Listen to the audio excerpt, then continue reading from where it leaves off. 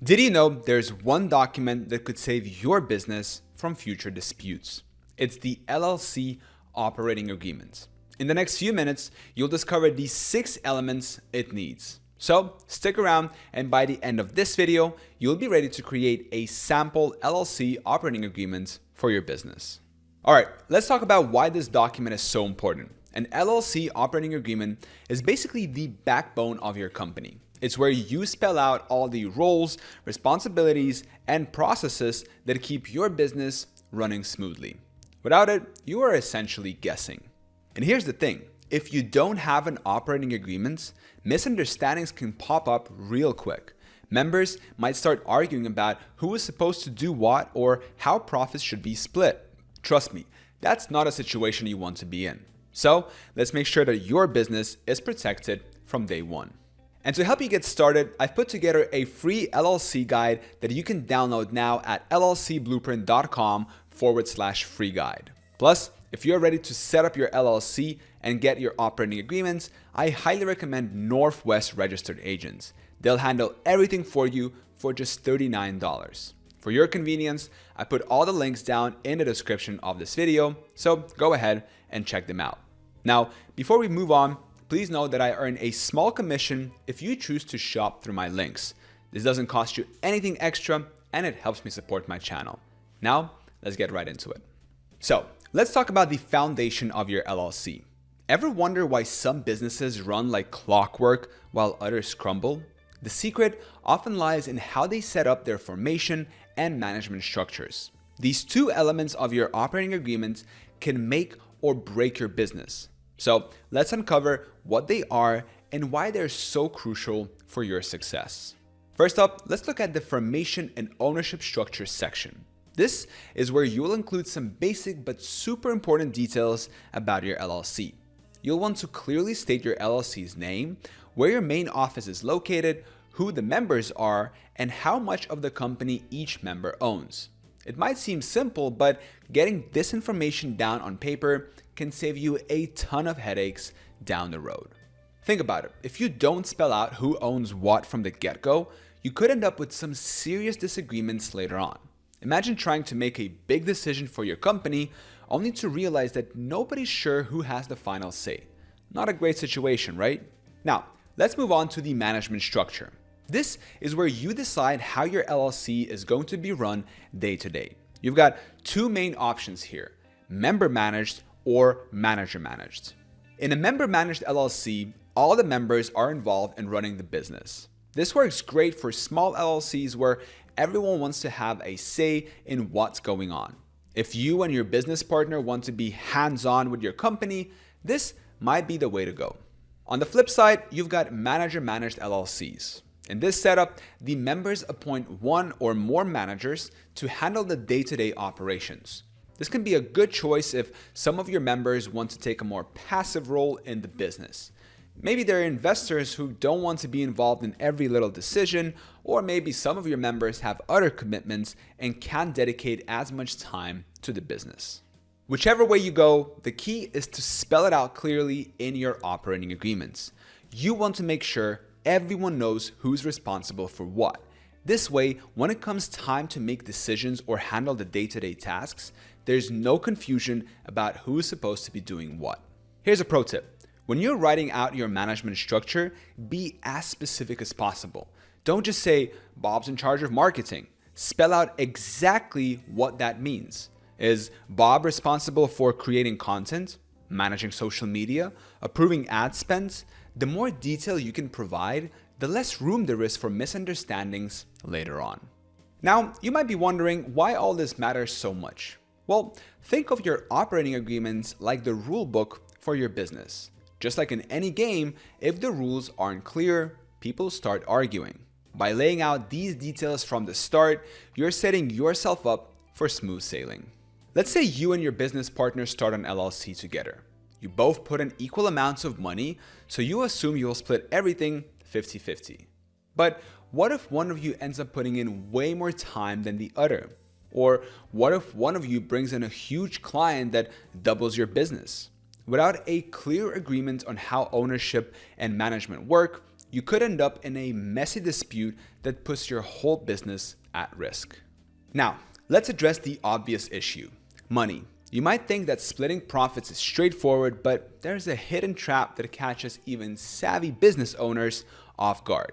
It's a simple oversight that could turn your dream partnership into a nightmare. So, how do we avoid this? It all comes down to how you handle one crucial aspect of your business: member contributions and profit distribution. First up, let's look at member contributions. This is where you document what each member brings to the table. Now, I'm not just talking about cash. Members can contribute property or services too.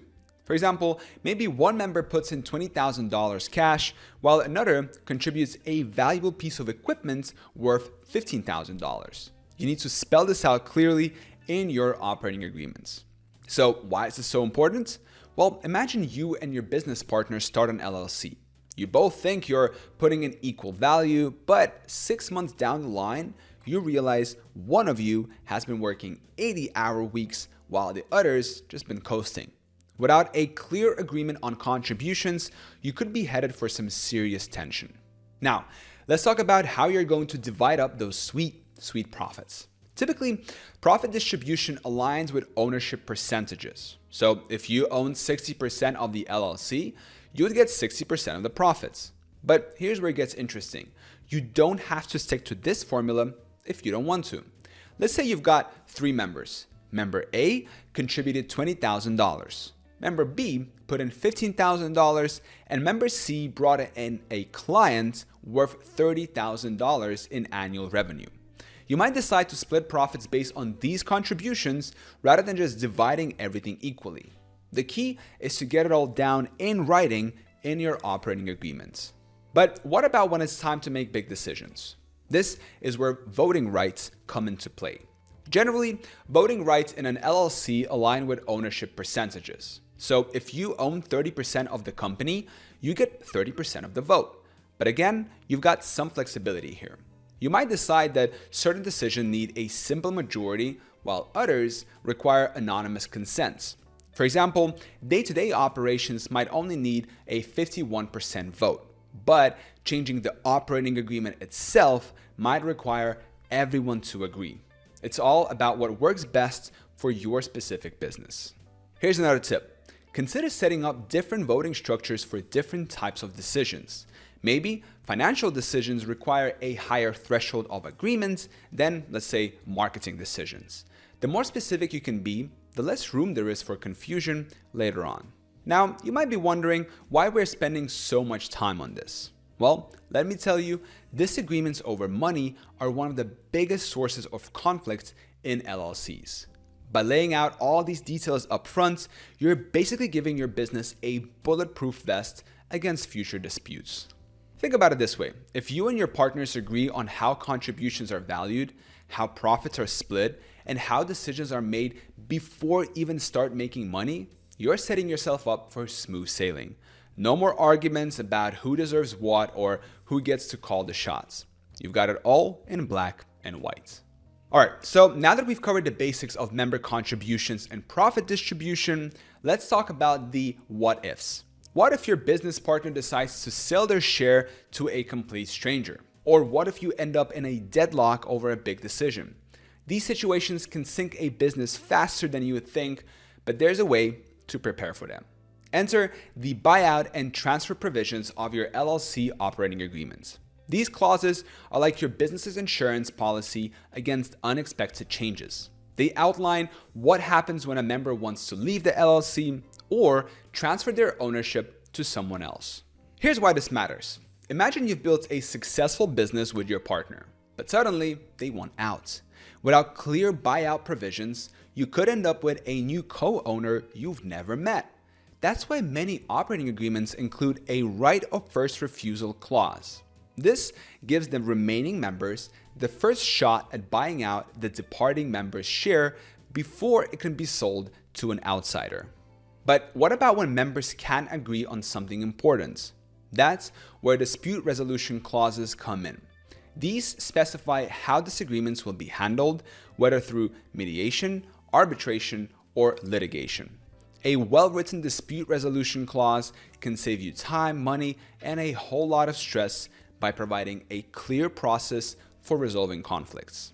For example, you might decide that any dispute needs to go through mediation first before moving to arbitration. This can help you resolve issues without getting bogged down in expensive court battles. Remember, the goal here is to keep your business running smoothly even when things get tough. Now, let's talk about something that nobody likes to think about, but everyone needs to plan for: dissolution.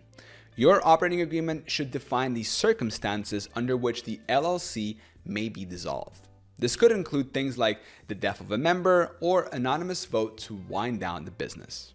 So, why is this important? Well, without clear dissolution procedures, you could end up in a messy legal battle if things go south.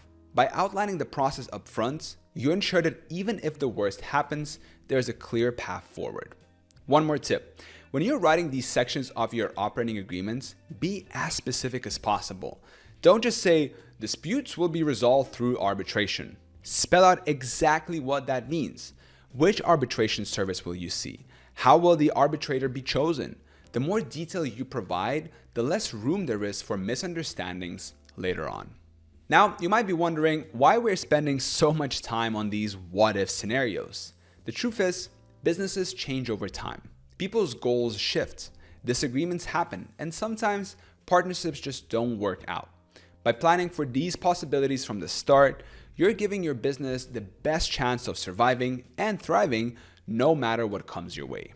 Think of it this way: these clauses are like the airbags in your car. You hope you never need them, but you're sure glad they're there if you do. They provide a safety net that lets you focus on growing your business, knowing you're protected if things go sideways.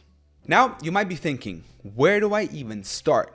Well, good news, there are plenty of services out there that offer customizable templates. These can be a great starting point to get your agreements off the ground. Remember, a well-crafted agreement isn't just paperwork. It's like a shield for your business.